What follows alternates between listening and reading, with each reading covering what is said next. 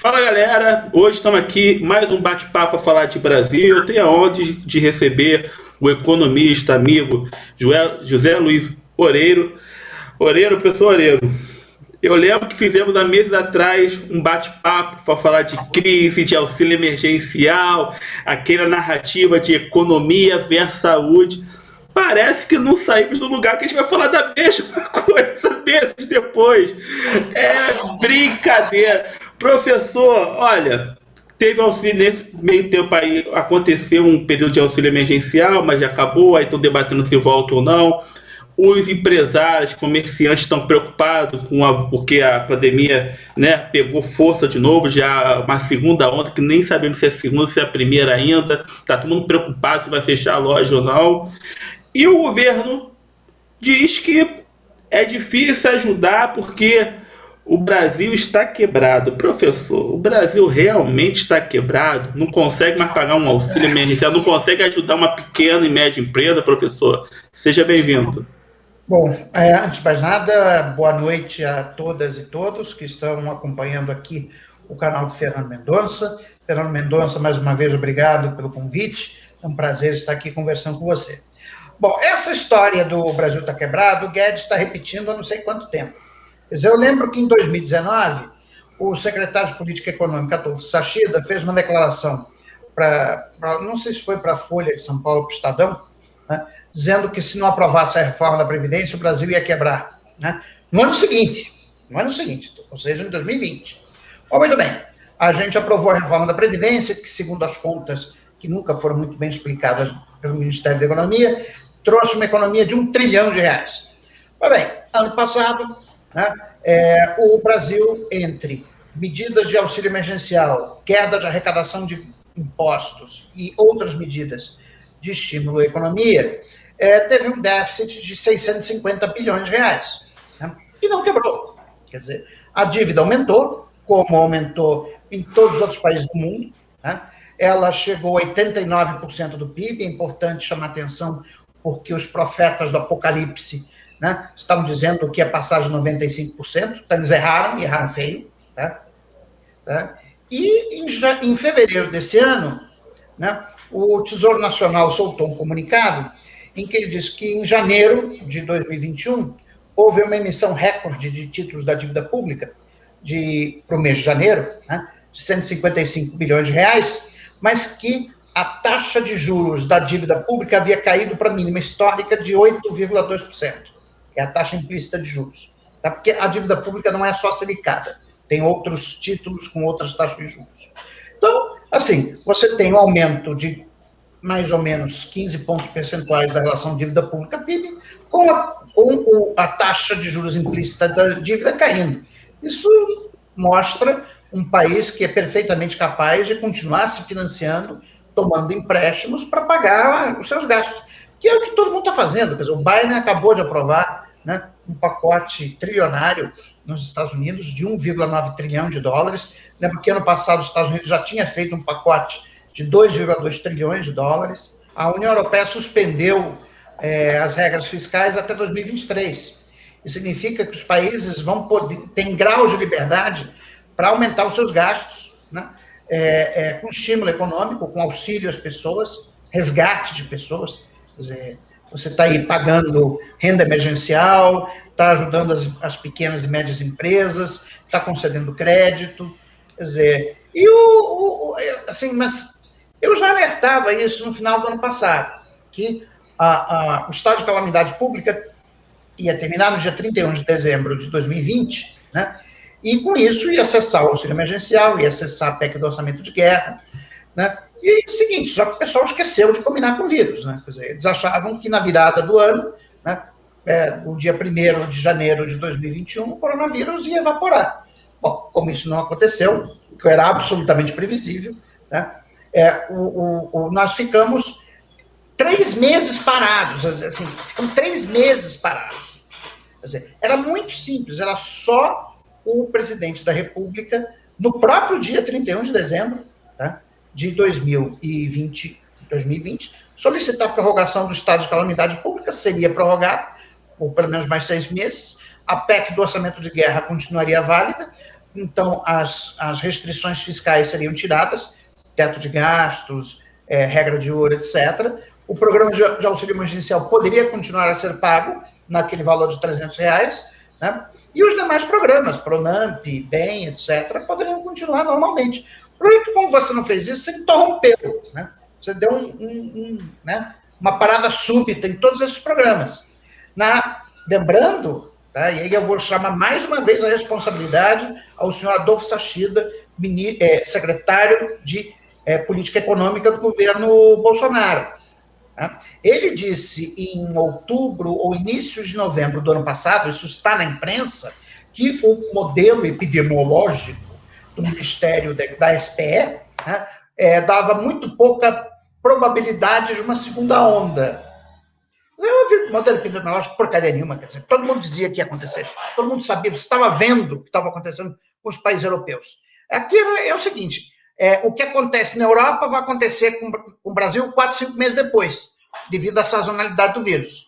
Entendeu? Então a gente estava vendo o que ia acontecer. Quer dizer, eu e outros economistas, a gente falando, vai acontecer esse problema, vamos ter uma segunda onda, vai ser pior do que a primeira. Aconteceu exatamente o que a gente disse que ia acontecer. Tá? E as pessoas continuam aí, o Guedes continua, o Adolfo Sachida continua, o Bolsonaro continua. Quantos mortos mais vão ser necessários para que a sociedade brasileira se convença que esta pessoa que ocupa a cadeira da presidência da República é absolutamente incompetente? Quer dizer, aí não vou nem julgar, enfim, a intenção do sujeito, porque eu não sou Deus, não tenho condição de fazer isso. Tá? Mas é uma pessoa incompetente, inepta. Quer dizer, o Bolsonaro é parte do problema, não da solução. Tá?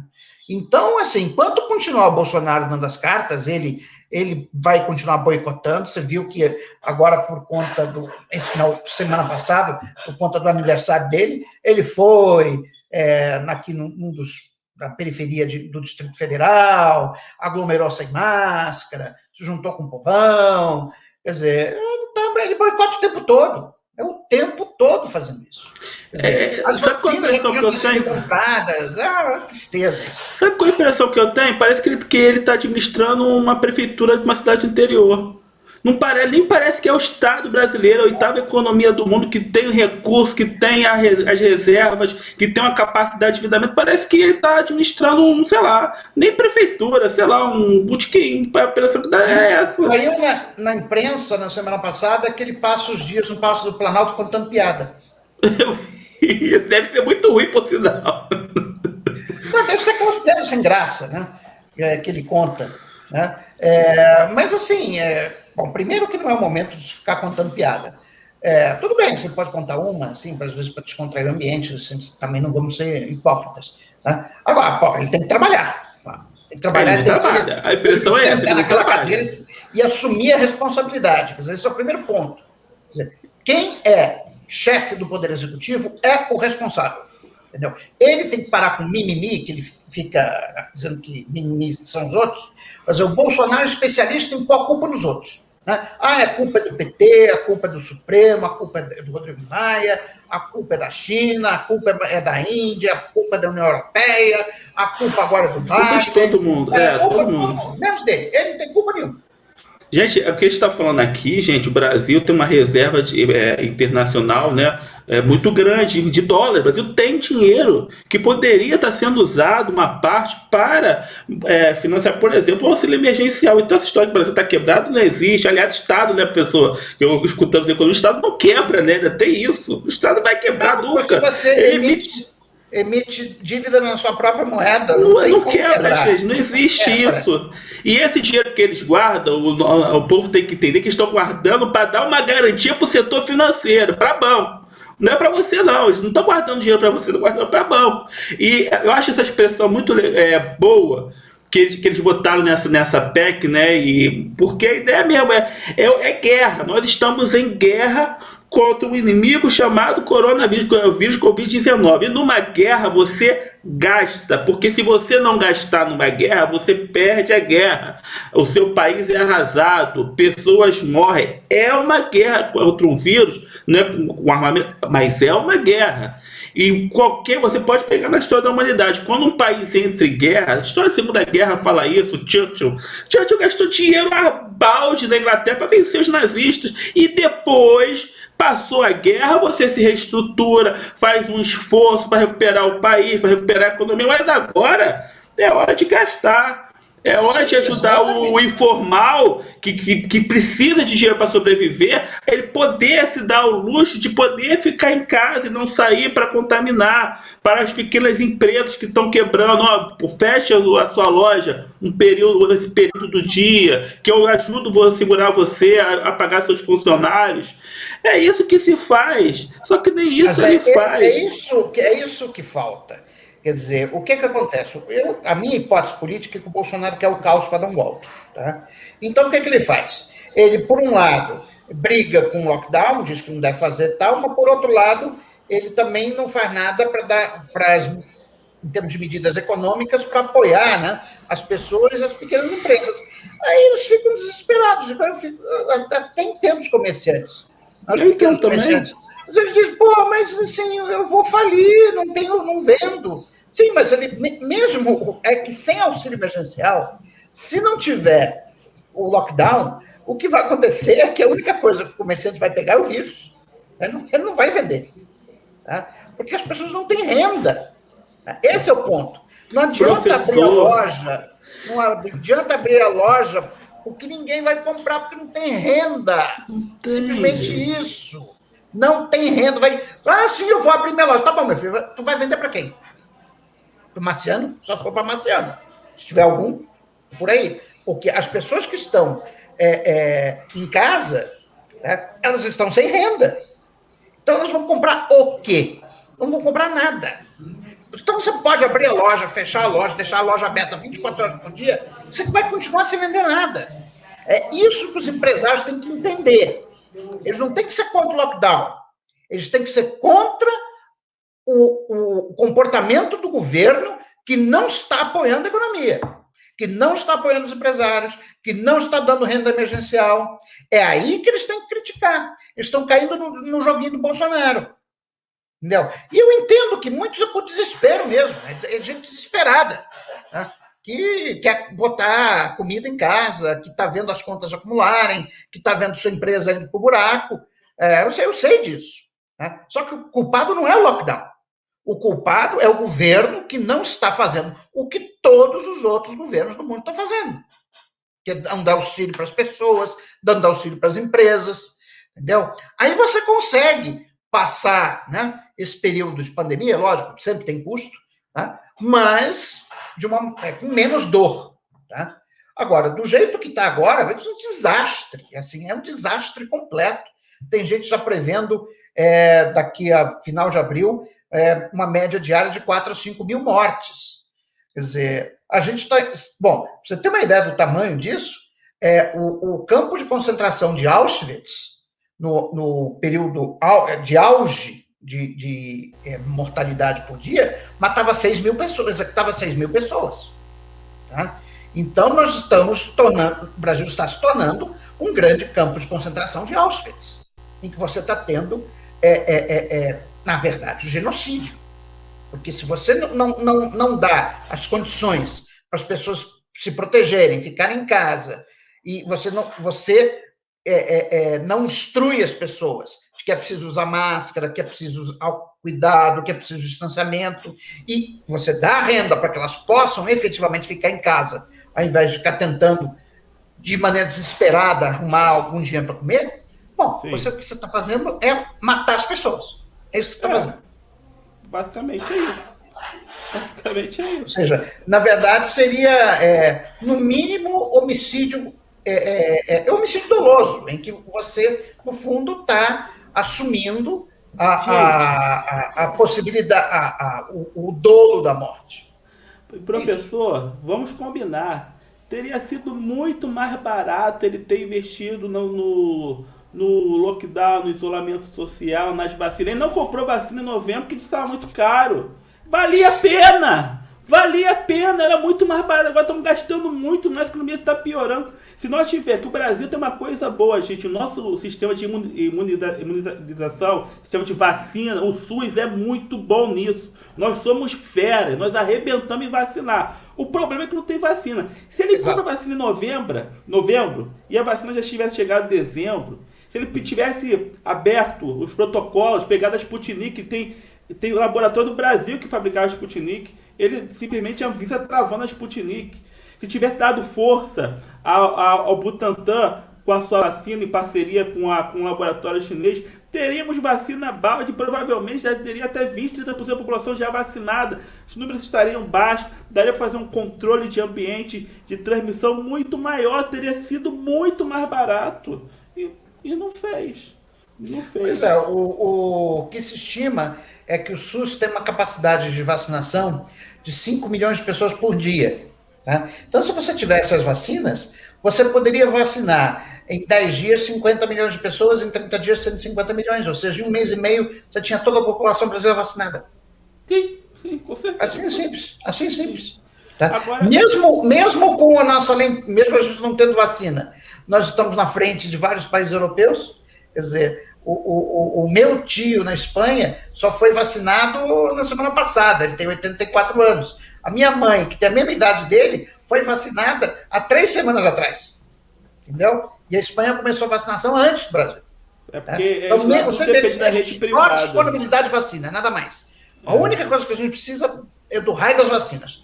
Tendo o raio das vacinas, a gente resolve os problemas rápido. Sim, com certeza. E como é que o senhor está vendo o movimento das oposições? Tem oposição na esquerda ao Bolsonaro, tem oposição na direita ao Bolsonaro, tem vários tipos de oposições, né? Tem do Lula, tem do Ciro, agora temos do Rodrigo Maia, que eu sou bem chateado com o Rodrigo Maia por não ter posto impeachment de passagem. Mas como é que você está vendo essa movimentação política? O professor Eiro gosta muito do tema da política, que política e economia andam junto, não tem jeito. Como é que você está vendo essa movimentação contra o Bolsonaro? Está bem aquém do que poderia estar, né?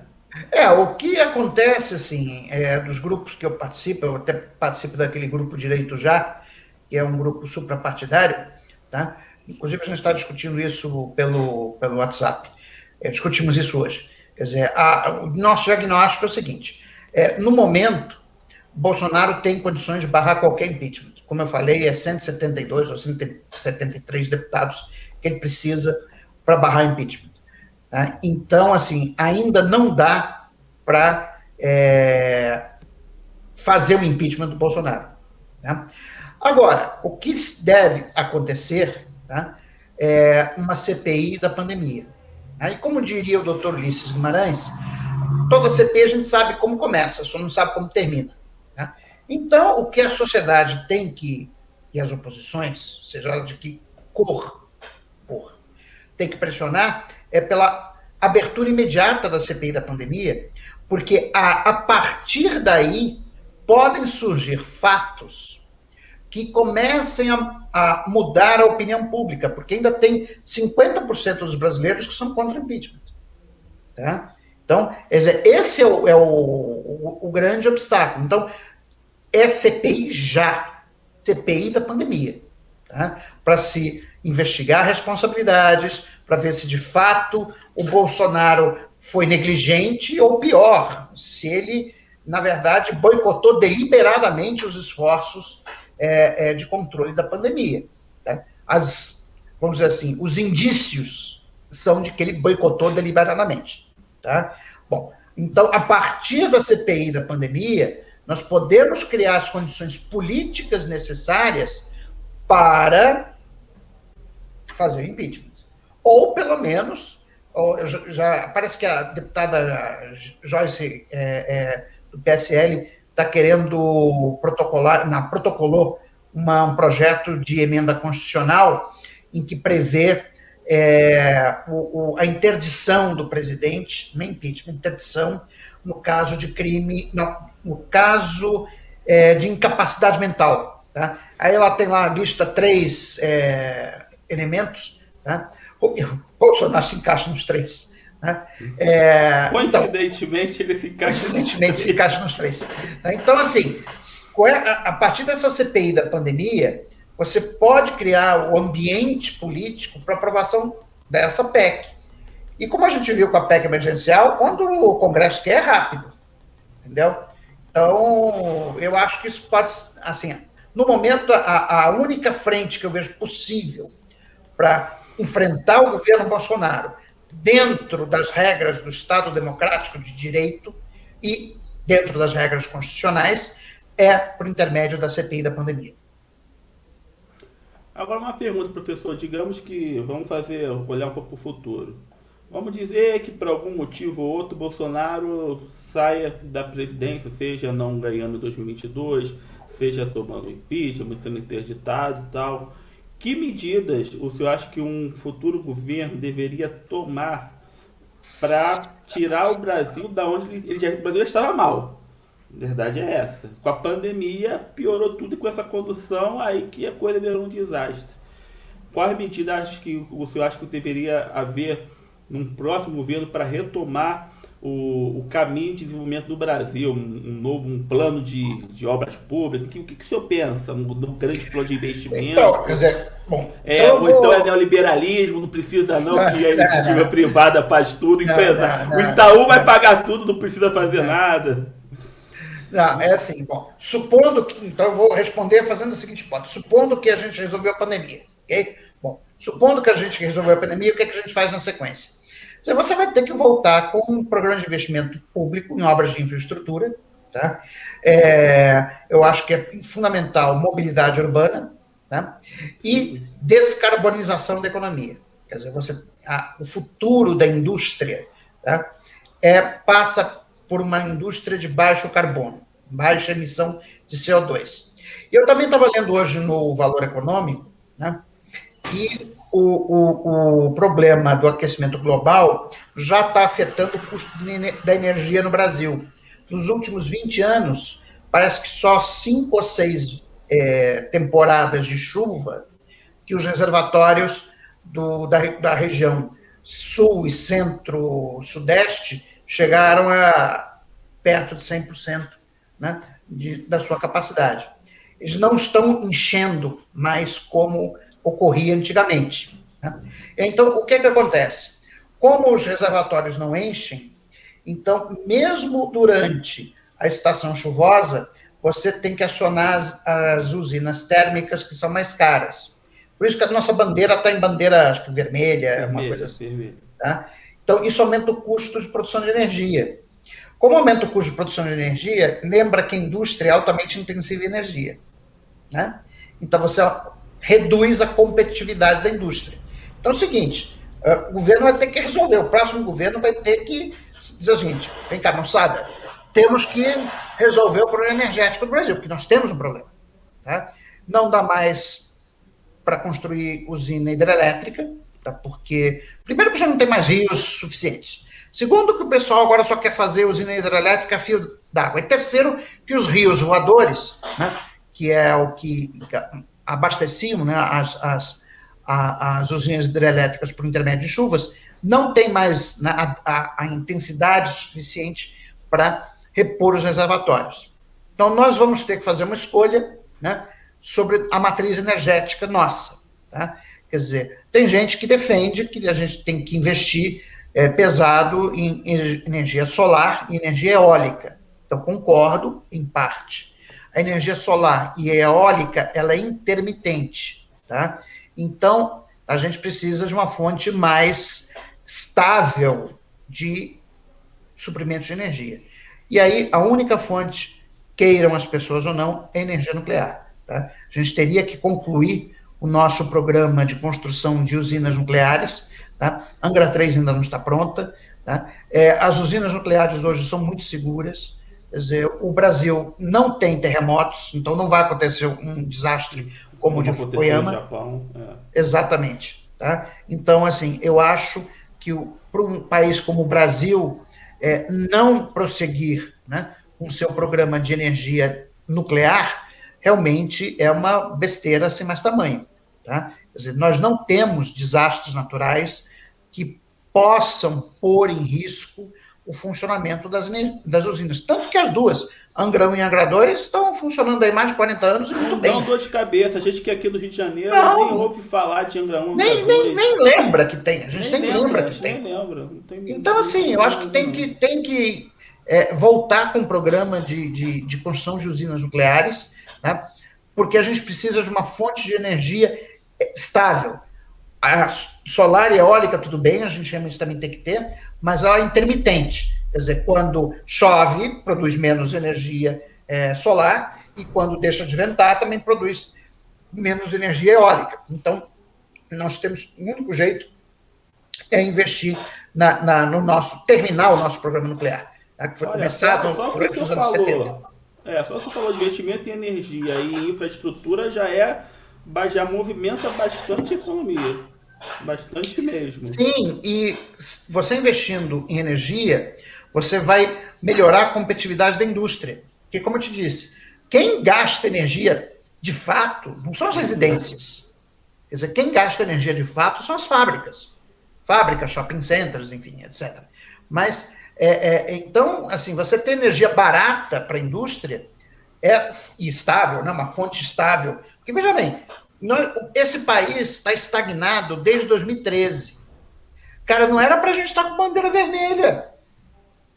As pessoas não estão se dando conta disso. Nós temos um problema sério de energia, tá, que não foi endereçado ainda por ninguém. Entendeu? Tem que ter, o próximo presidente tem que colocar isso como uma diretriz básica. Quer dizer, o Estado tem que investir pesado na produção de energia elétrica, por intermédio de fontes alternativas, que aí são três: a nuclear, a solar e a eólica. Agora, pessoal, falando de energia, já está encerrando, vou pedir uma palhinha rápida do senhor. Próximo governo, Petrobras, pública ou privada? Porque tem esse Não debate, tem a né? menor chance de privatizar a Petrobras. Não tem. Assim, o Paulo Guedes não conseguiu. Não, se não conseguir, se o Paulo Guedes não conseguiu, ninguém consegue.